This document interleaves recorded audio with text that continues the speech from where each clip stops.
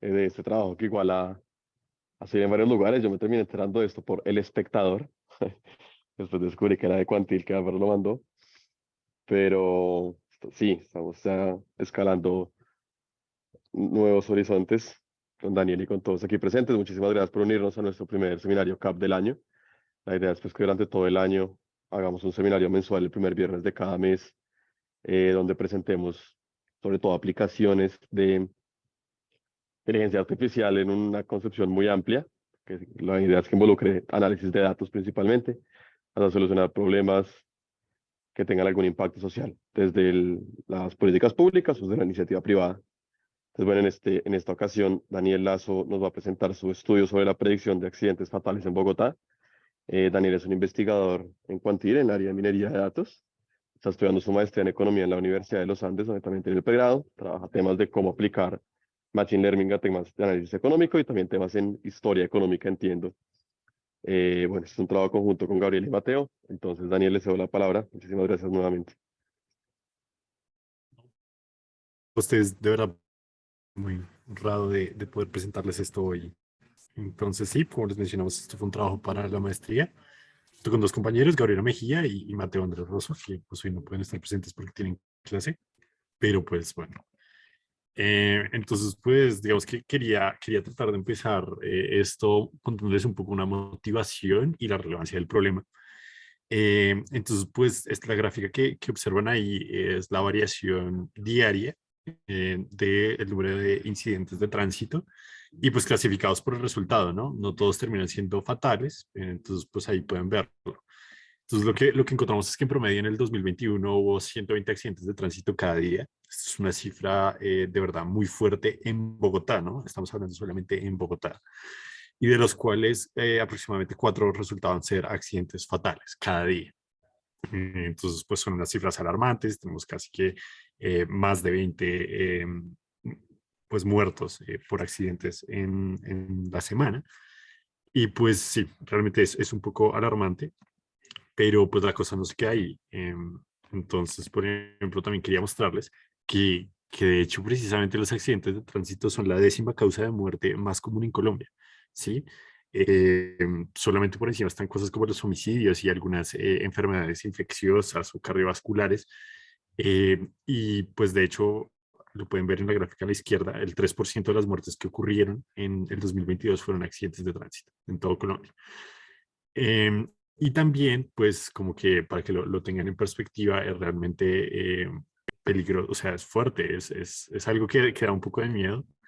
Y también como para que lo contemplen por los tipos de agentes viales, pues a la derecha tienen como una gráfica que les muestra el número de fallecidos por agente vial para Bogotá.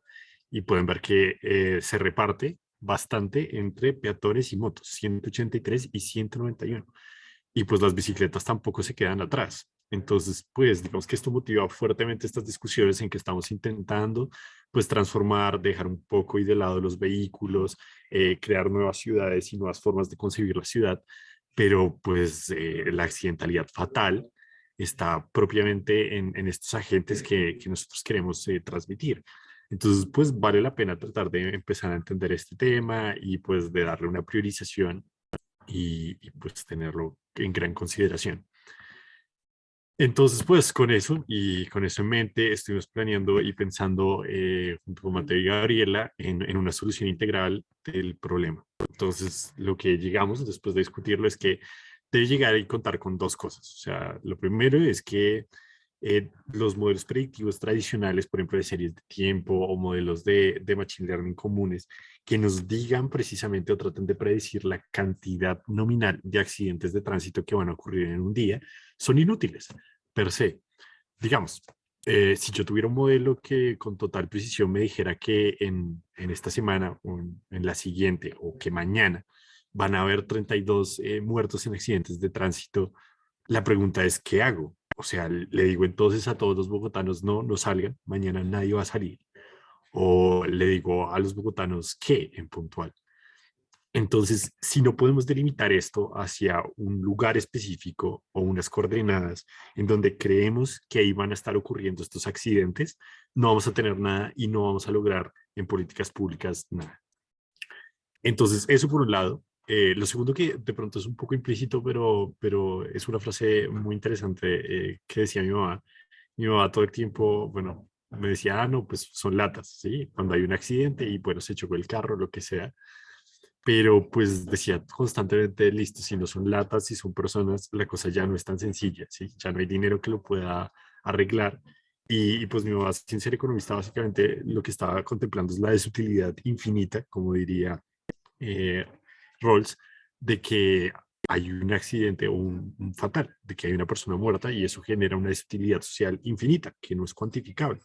Entonces, pues, bueno, lo implícito acá es, nos vamos a enfocar solamente en accidentes fatales, porque pues los accidentes simples o que son solamente choques, pues no nos generan algún problema o malestar social fuerte. Entonces, bueno, siguiendo como con esto, la segunda parte que tenía la solución del problema es que pues debe identificar los determinantes, ¿sí? De estos accidentes fatales.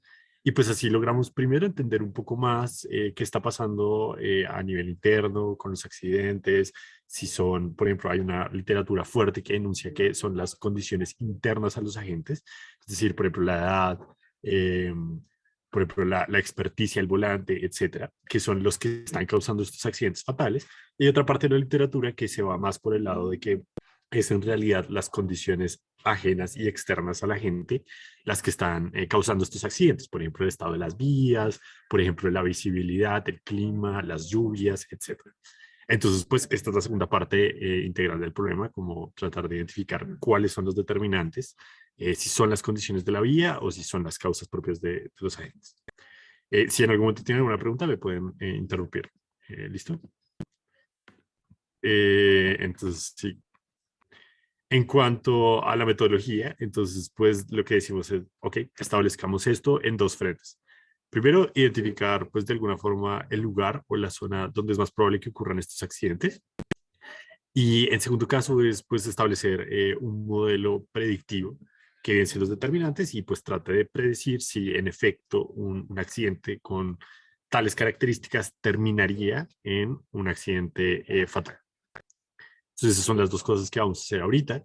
Y pues bueno, un poco mostrando la recopilación de los datos, entonces de Datos Abiertos de Bogotá, que si no la conocían es una excelente plataforma para análisis espaciales porque tiene muy buena información de todo tipo y categorizada sobre todo y georreferenciada. Entonces de ahí, que es esta página que la ven a la derecha, tomamos los datos geolocalizados de los accidentes de tránsito durante el 2021. Y pues también tomamos otras variables que son, por ejemplo, la red semafórica, que la ven, la velocidad actual en la vía, tomamos también la calidad o, bueno, la condición de la malla vial, por ejemplo, si es una vía principal, secundaria, autopista, etcétera. Tomamos información también de paraderos del servicio público, ciclorrutas, cámaras salvavidas, y este es un tema un poco sensible porque, bueno, spoiler alert, no encontramos mucho como que haya una fuerte correlación entre cámaras salvavidas y accidentes fatales, ni positiva ni negativa. Pues también encontramos la actividad catastral del sector y a través de OpenStreetMaps tratamos de identificar restaurantes y distancia de los accidentes hacia restaurantes o hacia gasolineras, etcétera, para tratar de identificar un poco sí, la actividad económica del sector, porque por ejemplo en una zona residencial puede que haya menos accidentes, etcétera. Y también tenemos algo muy importante que es el puntaje de priorización vial. Entonces, ¿qué es esto? La alcaldía desarrolló un modelo, por decirlo así, que toma unas características o condiciones de las carreteras y, por ejemplo, si tienen muchos huecos o, por ejemplo, si no se le ha hecho mantenimiento en mucho tiempo, le asigna un puntaje que va de 0 a 100. Y con este puntaje, entonces definen cuáles son las vías que van a intervenir próximamente. Entonces lo utilizamos porque es una proxy del estado de la vía, ¿sí? Un puntaje muy malo, pues implicaría que la vía está muy mal. Entonces, pues bueno, eso es por ese lado. Y aparte, tomamos otros datos, entonces hicimos como con un scrapping, eh, información del clima de World Weather Online, y pues digamos que estas variables climáticas, la literatura dice que pueden, sobre todo en Estados Unidos, ¿no? Porque la mayor parte de esto se desarrolla en Estados Unidos. Se enuncia que en Estados Unidos las precipitaciones, sobre todo, y la visibilidad son factores que influyen mucho en si un accidente va a terminar siendo fatal.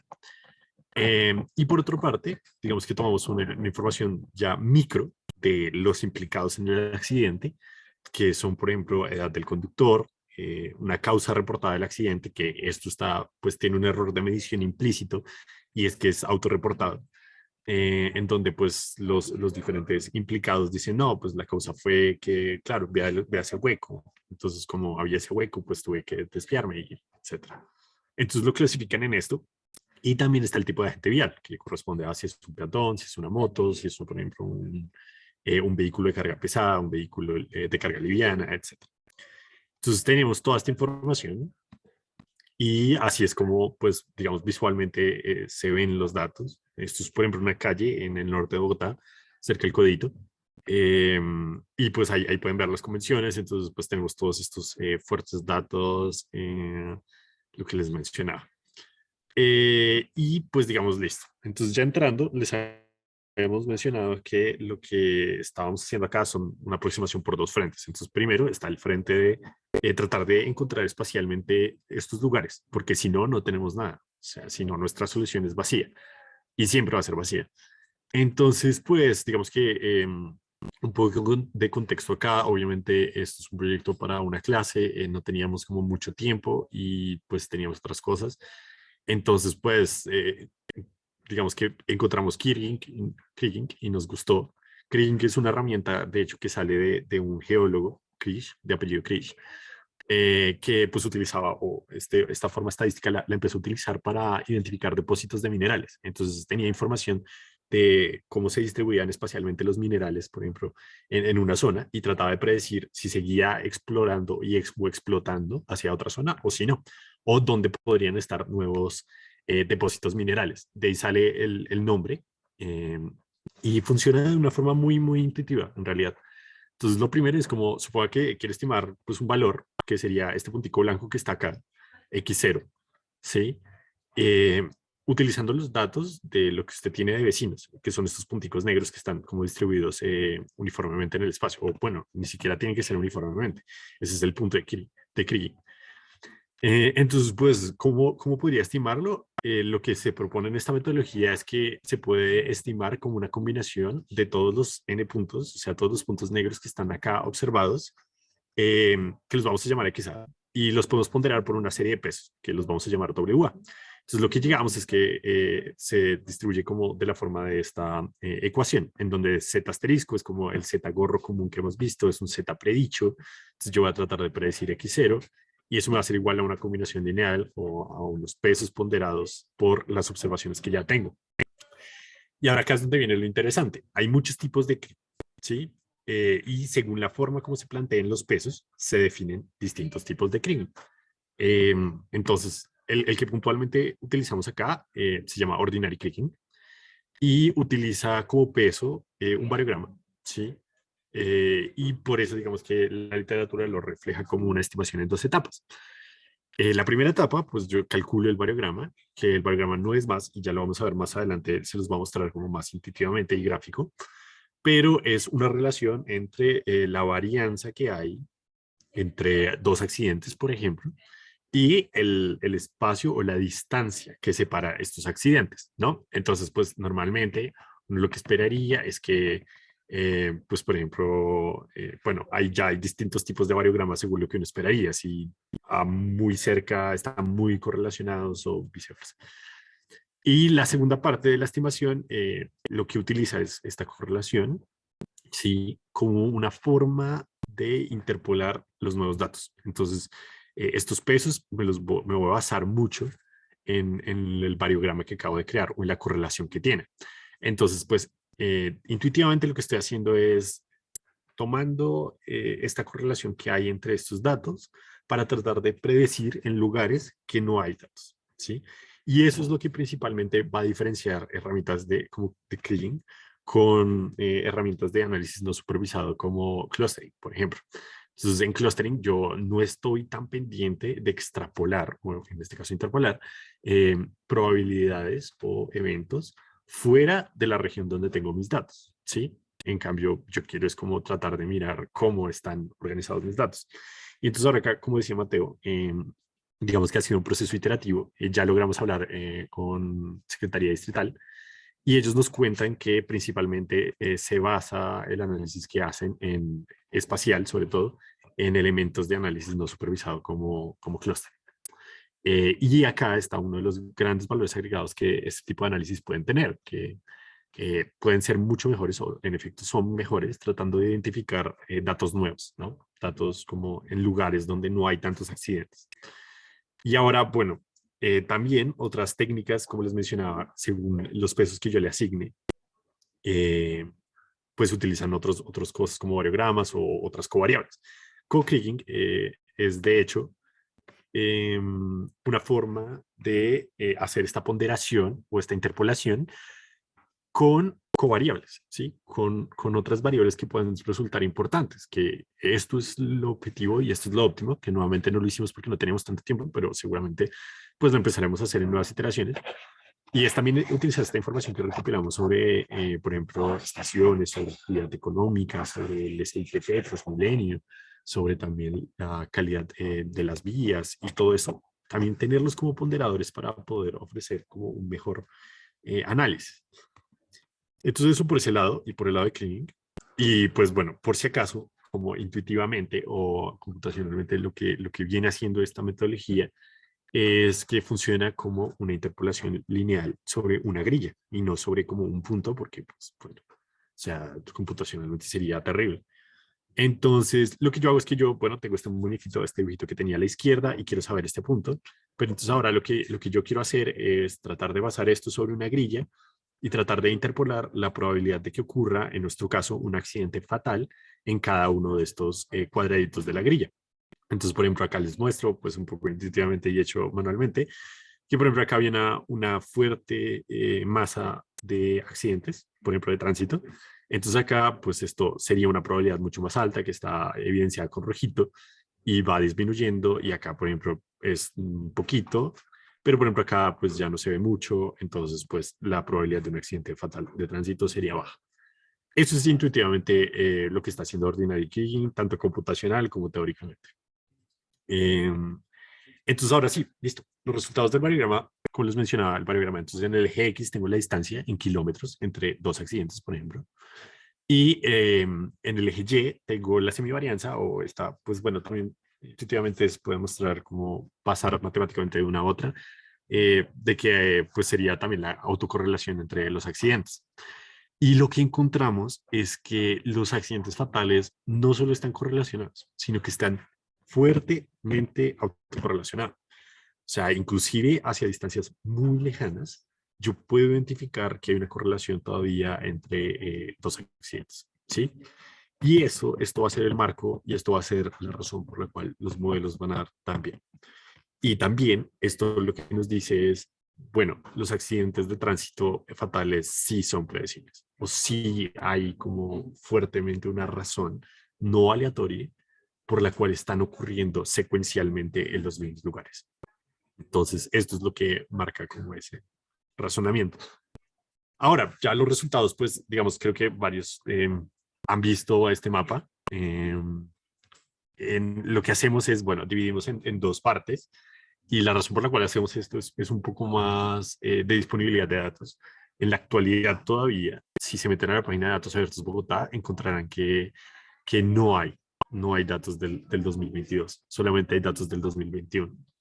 Entonces, pues bueno, utilizamos los datos del 2021 como entrenamiento del modelo y vamos a utilizar los del 2022 como prueba. Sí, acá no hay datos de variación, principalmente porque pues, los hiperparámetros de Ordinary Kriging pues ya estarían incluidos en el variograma y no hay como más o sea, que calibrar. Entonces, pues en ese orden de ideas nunca hubo una separación inicial de los datos del 2021 en validación y pues entrenamiento, sino que se entrenó con todo y solamente lo vamos a probar qué tan bien le está yendo a nuestro modelo con los datos del 2022, de las 4 semanas del 2022. Entonces, eso es lo que pueden ver en la imagen a su derecha. Entonces, están con crucecitas según la semana. Del 1 al 13 de diciembre está en verde, 14 al 24 en morado y del 25 al 30 en negro. Y pues bueno, ahí el mapa pueden reflejar la probabilidad. Si notan con un poco de detalle, pues hay dos cosas. O sea, la primera es que interpola muy fuertemente hacia esta región, por ejemplo, y la razón es porque acá no hay datos. O sea, como acá no hay datos y el variograma es tan fuerte, entonces pues me está como que expandiendo la probabilidad hacia esas zonas en donde no tengo datos por rellenarlas. Pero pues no implica que acá necesariamente hayan tantos accidentes. Lo mismo hacia las salidas y hacia estas zonas en donde ya no tenemos datos. Por eso es que se hace como la grilla más como uniformemente y se hace una máscara. Pero pues bueno, acá no lo hicimos. Y lo segundo que pueden encontrar es que esto es de hecho de ArcGIS. La razón por la cual lo hicimos fue un tema totalmente computacional. Digamos que toda la programación está también en R, pero computacionalmente en R se está demorando mucho y pues estamos un poco estresados, trabajos, etcétera. Y lo hicimos en ArcGIS, que utiliza paralelización y utiliza optimización de GPU. Entonces, pues nos salió mucho más rápido. Esa es como la razón computacional. Obviamente no debería cambiar en nada y no cambia nada. Esto es ordinary kriging. Obviamente sí cambiaría si utilizáramos otra como simple o como el que les mostré de co-kriging. Entonces, pues bueno, lo que pueden ver o lo que se evidencia del modelo es que en realidad el 90% de los accidentes fatales que ocurrieron en este mes, donde no teníamos ni idea de estos datos porque eran 2022, un año después, se encuentran en zonas delimitadas con una probabilidad superior al 60% de accidentes fatales. Ahora, en realidad esto debería converger a la probabilidad de ahí. Esos son pues muestras asintóticas. Obviamente, si yo tuviera grandes números nuevos, por ejemplo, debería converger teóricamente pues a que el 90% van a estar en zonas demarcadas con el 90 de probabilidad, pero hay muy pocas zonas con el 90 de probabilidad. Entonces, pues, digamos que lo dejamos así, igual es un muy buen resultado. Y acá se revelan dos tendencias que son un poco preocupantes. La primera es la única razón por la cual un modelo del 2021 estaría prediciendo también resultados de accidentes de tránsito en el 2022 es porque no se han atacado sinceramente y con total rigor las razones o los determinantes. Entonces, pues eso es un poco preocupante y puede ser que simplemente haya una visibilidad de algunos elementos, que se hayan algunos controles, pero que no se hayan atacado los determinantes de raíz. Y eso es como una cosa que se extrae acá. Y la segunda conclusión es que, como pueden ver, realmente los accidentes de tránsito fatales no están ocurriendo en las vías principales, por ejemplo, la autopista norte, por ejemplo, la 26, sino que realmente están ocurriendo o en el suroccidente, pues también en vías principales, aunque no tanto, pero en vías secundarias sobre todo, ¿sí? Y eso es bastante interesante y bastante antipolítica de lo que se está manejando actualmente en materia de tránsito. Pues lo primero es la reducción de velocidad, se ha disminuido muy fuertemente. Y entiendo, y es totalmente lógico que es una explicación más física, de momentum. Entonces, pues si un cuerpo va muy rápido, pues ante un choque, pues por la inercia y momentum, pues es fatal, ¿sí? Pero lo que se está omitiendo un poco acá es que esa explicación de la velocidad es condicional en que ya existe un accidente. Claro, si yo me accidento, pues si voy muy rápido, me morí. Pero si no tuviera accidentes, pues realmente esto no influiría mucho en la velocidad, ¿no? Que es un poco lo que ven que está pasando, por ejemplo, en la autopista norte y en la 26. Pues la gente igual ahí va rápido, o sea, las cámaras salvavidas yo no me las creo porque antes de que llegue a la cámara salvavidas, pues me detengo un poco, paso la cámara salvavidas y arranco otra vez. Entonces no es que haya bajado realmente la velocidad, pero pues no hay accidentalidades principalmente porque, perdón, no hay accidentes fatales porque principalmente no hay accidentes. Entonces es una cosa bien interesante también que sale de acá. Siguiendo, un poco del modelo predictivo, la verdad no estoy tan seguro pues acá hay personas que saben muchísimo de esto y también si la embarro de una vez me podrían corregir, totalmente abierto a eso. Pero pues puedo dar por encima la intuición de cómo funciona el XGBoost, que fue el modelo que al final seleccionamos por sus no linealidades y también por su capacidad de regularizar y de recoger, por ejemplo, las variables más importantes y útiles, porque en realidad teníamos más de 150 variables, entonces pues necesitábamos hacer de alguna u otra forma una reducción hacia las más relevantes. Entonces, la forma como funciona el XGBoost es bastante intuitiva, de hecho. O sea, imaginemos que acá tenemos como un dataset eh, que tenemos pues menos y más. Los más, digamos que son accidentes fatales y los menos no fatales. Y en el eje X podríamos tener pues una variable, por ejemplo, continua, no sé, la temperatura o la cantidad de lluvias, y en el eje Y también. Aunque pues bueno, esto en la práctica no requiere continuidad. Pero así es mucho más fácil de visualizar. Ahora, ¿cómo funciona esto? Entonces, el XGBoost lo que hace es tener unas cosas que son weak learners, que hagan de cuenta son máscaras o filtros, ¿no? Entonces, digamos, yo quiero ponerle un filtro y decir que desde, no sé, una temperatura de 10 y voy a decir que todo lo que hay debajo de eso son accidentes fatales. Todo lo que está por encima son accidentes no fatales. Entonces lo que hace es eso. Así es como llega a esta región de colorear en azul lo de arriba y en lo de abajo. Esa es su región de predicción. Entonces luego mira qué tanto me equivoqué. Ah, ok, me equivoqué en estos que están señalados en negro. Y lo que hago es que luego hago un nuevo filtro, ¿sí? En donde le voy a dar mucho más peso a esos en los que me equivoqué. Y pues bueno, ahí voy secuencialmente, entonces ahora creo una nueva región o separo el espacio de una mejor forma y lo voy haciendo iterativamente hasta que va aprendiendo como de sus errores y los va ensamblando para generar una región de clasificación final. Entonces, esos son modelos simples, es la ventaja, modelos simples sobre los cuales va aprendiendo y luego los agrega para tener una predicción muy fuerte. Se llaman, bueno, ensambles. Entonces, bueno, un poco resultados de esto. Digamos, no estábamos tan enfocados en inferencia, principalmente porque lo que queríamos era un modelo más, por decirlo así, de determinantes y a través de predecir realmente si un accidente va a terminar o no en fatalidad. Y pues digamos que también por eso queríamos saber cuáles eran como las cosas que más estaban pesando para poder decir con seguridad, bueno, este accidente va a terminar en fatalidad. Encontramos que el tipo de agente, el peatón, es el más importante. ¿Sí? ¿Cómo se interpreta esta gráfica? Entonces es esa característica, por ejemplo en este caso peatón, que tanto está siendo utilizada por el modelo en cada como árbol o iteración para tratar de saber como el peso en las métricas de precisión y etcétera. Entonces, digamos, lo que encontramos es que peatón es muy fuerte y la razón es la siguiente, o sea, digamos, si yo tuviese un accidente entre un carro y un carro, es muy difícil saber si va a terminar en fatalidad, ¿sí? Si yo tuviera un accidente entre un carro y una moto, pues yo tampoco estaría tan seguro. Puede que sea un accidente simple o puede que, pues bueno, la moto haya tenido un lamentable evento y haya muerto. El carro casi no. Pero cuando yo tengo un accidente, carro con peatón, moto con peatón, o sí, ya no hay más combinaciones, en general van a terminar en un accidente fatal. Es un accidente fatal casi que el 90% de las veces. Y por eso es que esta variable es tan importante para el modelo, porque con seguridad le ayuda mucho a clasificar que un accidente termine en fatalidad. Entonces, bueno, acá hay una serie de efectos fijos realmente que pues vendrían siendo el mes de mayo y pues el mes de agosto. Ahí hay como una serie de estacionalidad muy clara entre estos dos meses, lo cual es bastante curioso y raro. Y el día de la semana miércoles también es otro efecto fijo que están ahí. Y pues por eso les quería dedicar como eso. Y última semana del mes.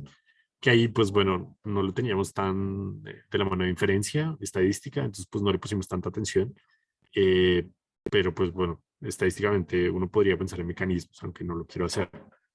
Lo que sí es cierto es que hay dos causas como que son muy claras, tres de hecho, que establecen por qué están ocurriendo estos accidentes. La primera es la causa 301, que así se diligencia en el formulario, que corresponde a falta de señales. Ahora, si ustedes pueden ver, hay muchos accidentes que son muy frecuentes y ocurren porque alguien se pasa un pare. Sí, esa es la causa más frecuente, por ejemplo, de estos accidentes en lo reportado. Se saltó el pare y termina pues junto con otras cosas en un accidente fatal. La segunda son los huecos. Entonces ahora los huecos son aún más interesantes y lo que vimos descriptivamente es que pasan dos cosas. O sea, la primera es que va un carro y una moto lado a lado. El carro, por ejemplo, observa un hueco y trata de correrse un poco del carril, ¿sí? Para esquivar ese hueco. Y lo que pasa es que generalmente hay una moto o a un lado o atrás o en el otro y le choca la moto. Entonces esto per se no es tan grave, pero lo que está pasando es que la moto pues se debilita, se cae hacia un lado y puede pasar otro carro y la atropella. Y ahí es donde ocurre de verdad el accidente, en esa parte donde el choque hace que la moto salga disparada. Entonces es muy claro con los huecos. Sí, no hay, o sea, uno pensaría, no, entonces lo que está pasando es que en los huecos los carros se les explota el neumático y salen a volar. No, definitivamente no está pasando eso. Eh, Eso por ese lado. Y digamos, el código de exceso de velocidad, que es el 116, ese es bastante interesante también porque es no lineal, como les mencionaba. Entonces, no hay razones aparentes por las cuales el exceso de velocidad per se sea un factor muy fuerte de predicción de accidentes fatales. Pero cuando yo combino un exceso de velocidad con un hueco o un exceso de velocidad con, por ejemplo, la falta de señales, ahí sí, ahí sí estoy claramente, o bueno, de hecho, lo que más encontramos descriptivamente es que es exceso de velocidad en vías secundarias. Entonces, pues en vías secundarias pasa un peatón, por ejemplo, caminando normal, y lo puede arrollar. Y ahí es donde está ocurriendo fuertes accidentes de tránsito. Entonces, eso, digamos, otra cosa que que queda es el tipo de vía. Entonces, como les mencionábamos, esto revisamos si era primaria, secundaria, etcétera, etcétera. Y encontramos eso, pues que en las vías secundarias es donde más están ocurriendo estos accidentes fatales y contrario a lo que se piensa de que van a ser las autopistas en donde van a toda, ¿no? Pues también hay, obvio, muchas críticas, así que ahí hay puentes y que la interacción sobre todo con peatones en estas autopistas, en la 26 y en la autopista norte, autopista sur, pues a veces no son tan claras porque hay puentes en donde ellos pueden pasar y eso. Entonces, conclusiones y recomendaciones ya para terminar y podemos discutir un poco. Entonces, más allá de proponer un modelo específico, lo que nosotros buscamos acá y queremos hacer es un llamado como a que la alcaldía y Secretaría de Movilidad pueden empezar a utilizar técnicas eh, de predicción, de aprendizaje de máquinas, de estadísticas aplicadas eh, para predecir accidentes de tránsito fatales. Y pues a la larga nosotros no queremos ser totalmente enfáticos en que, es que vaya ya y haga un retén, ¿no? O cosas así, sino que lo que hay que hacer es, listo, yo ya definí un modelo probabilístico de las zonas, yo debería ir allá a la zona y mirar qué está pasando. O sea, hay algo que debe haber ahí, la falta de señalización, que hayan unos huecos, que es lo que me está haciendo que haya una probabilidad muy alta de accidente fatal y por lo cual los accidentes estén tan autocorrelacionados. Si hace falta un puente, por ejemplo, peatonal, pues vaya y hágalo. Pues suena claro, suena muy optimista, pero es como lo que estamos pensando, más allá de tener un modelo y ya. Y pues también identificar que los peatones son muy frágiles, o sea que siempre que hay un accidente de tránsito y está involucrado un peatón, eso va a terminar en fatal. Entonces, pues genere acciones para evitar que pues estén involucrados en estos accidentes. Y la buena noticia, pues que en realidad es, oiga, esto no es un evento aleatorio. O sea, los accidentes de tránsito están fuertemente autocorrelacionados. Hay cosas que se pueden hacer, pues hagámoslas. O sea, no todo está perdido y sí podemos utilizar estas herramientas. Y ya, eso es todo. Muchísimas gracias. Espero que les haya gustado. Si hay preguntas o lo que sea. Gracias, Daniel. A mí me gustó particularmente. Muchísimas gracias. Veo un par de aplausos en el público. Nada, abro al público a ver si tienen preguntas. Yo te quería preguntar algo, Daniel. ¿Podrías regresar un segundo al mapita de probabilidades? Sí, El mapa sobre Bogotá, ese. sí. Yo me perdí un poquito en cómo es la interpretación de estas probabilidades, porque entiendo que es la probabilidad de que un accidente sea fatal, pero entonces se da la interpretación como la probabilidad de que un accidente sea fatal condicionado a que haya un accidente, o es solamente en general la probabilidad de que vaya a ocurrir en un lapso de un año un accidente fatal, como cuál es la historia completa de ese número, cómo se interpreta. No, listo, sí. Digamos, por el hecho de que es ordinary kriging, contrario a cosas como, por ejemplo, co-kriging, solamente se interpretaría normal. O sea, la probabilidad de que ocurra un accidente en tal latitud y longitud es del inserte el valor. En el periodo de un año, creo, pues porque lo entrenaste con un año, ¿cierto? Sí, En el en el dos periodo mil de un año. veintiuno entero. Sí, en el periodo de un año. Ok. Pucha. Digamos, Da susto, ¿no? sí, Hay sí, sí. muchas áreas pues, bastante cercanas a uno, pero como bastantes áreas, entonces uno diría que pues con certeza va a ocurrir sí o sí un accidente fatal en esas zonas en el lapso del año. Claro, claro. Pues es que, mira que pensé lo que para el 2022, por ejemplo, hubo más de 1000 accidentes, ¿no? Entonces, pues, Ujú. fatales, fatales, 1000 accidentes fatales. Entonces, pues, sí, seguramente este mapa se va a llenar mucho. Y, digamos, esto fue solamente un mes para comparación, ¿no? Ok. Digamos, ahí tú mencionas algo que es bastante interesante y es un aspecto a mejorar de esto. Y ahora hay modelos espaciotemporales. Nosotros no pudimos hacerlo, pues porque en los datos de Bogotá abiertos no está la hora del accidente. Lo registran todos a las 12 de la noche. Pero Oh, uno ok. podría elaborar modelos espaciotemporales que le vaya variando a lo largo del día Ujú. en la probabilidad. Y eso estaría muy, muy bien para la Secretaría que lo hagan así. Ok, ok, Ya, pero listo. gracias. Muchas gracias, Daniel. Muchas gracias. ¿Ya han hablado con la secretaría? ¿O la secretaría se Sí, enteró de esto? sí, sí, sí, correcto. Tanto Bogotá como Medellín hablamos la semana, pues de hecho ayer hablamos con ellos y entonces lo que dijeron es que ahora pues lo van a utilizar y van a tratar de mejorarlo. Entonces estas dos cosas, lo de primero utilizar co-creating y segundo mirar espacio temporal y tratar de generar como políticas basadas en esto, porque lo que les mencionaba, ellos actualmente hacen clustering, pero pues el clustering no les va a decir mucho de nuevas observaciones. De acuerdo.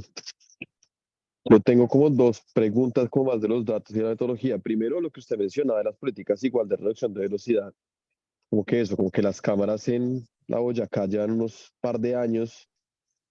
No estamos como aquí en los datos observando también ya el efecto de unas políticas principalmente enfocadas en vías primarias. Lo que al final del día vemos es como pues en vías secundarias sigue persistiendo, pero no que per se las vías primarias sean más seguras. O usted logra un Claro, poco claro. aislar esas cosas. No, no, no, no, no, no, ahí sí tienes razón. O sea, obviamente es una correlación y seguramente lo que estamos viendo es los efectos del pasado, como acabas de mencionar, ¿no? Sí, totalmente de acuerdo. Pues como la foto del hoy, como hoy en día pasa esto, no queremos decir que per se las calles primarias sean muy buenas. También pensaba pues que seguramente pues, en las vías principales hay menos peatones que en las vías secundarias, o hay menos pares, o hay unos de los determinantes que ustedes mencionan como importantes para la fatalidad. Yo Claro, me perdí un claro. poquito, como que ustedes meten lo que sale del Krigrin como Y, ¿cierto? Y lo regresan como No, con no, una no, serie de... no, no, no. O sea, ok, ok, ok. Esa es una pregunta ahí buena y es que ahí ya nos abstraemos de la dimensión como espacial. Entonces, lo único que hacemos es que tenemos una clasificación de los accidentes, unos o ceros, fueron fatales o no, y tenemos un set de observables X de las características y hacemos esa reducción.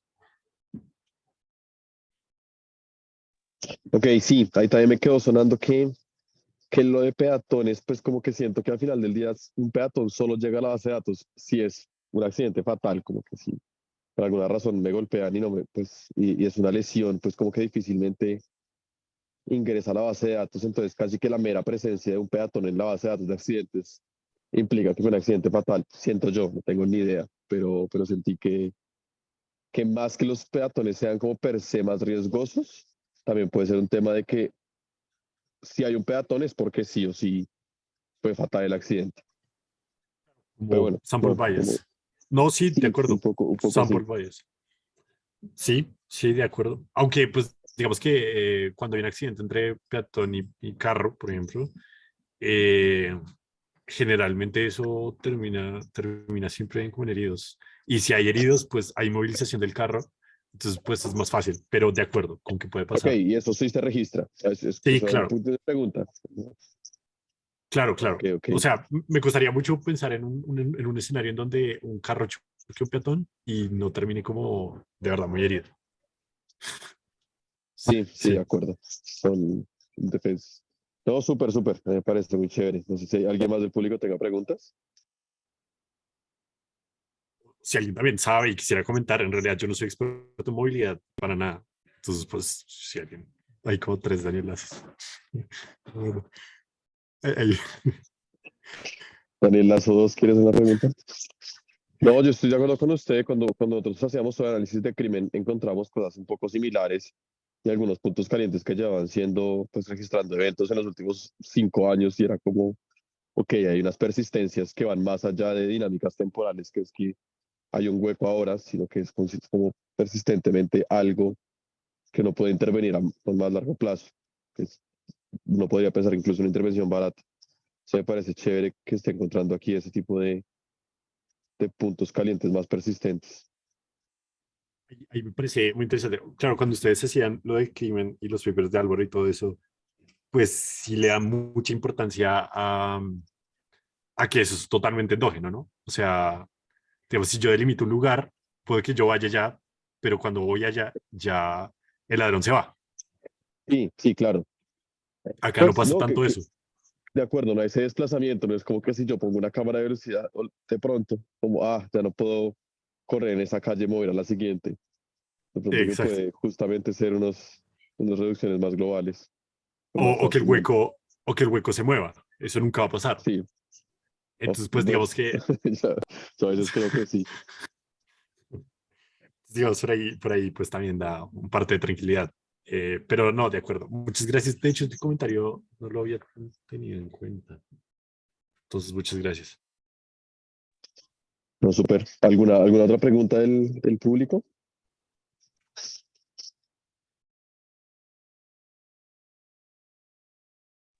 Bueno, si no, muchas gracias otra vez, Daniel. Muchas gracias a todos los asistentes. Nos vemos en un mes. Ahí Daniel está igual mojando prensa, entonces cualquier cosa lo pueden seguramente contactar o sintonizar próximamente. Muchas, bueno, muchas Muchas gracias. gracias a Muchas todos. gracias, de verdad. Que tengan buen fin de semana, un buen año. Gracias. Gracias.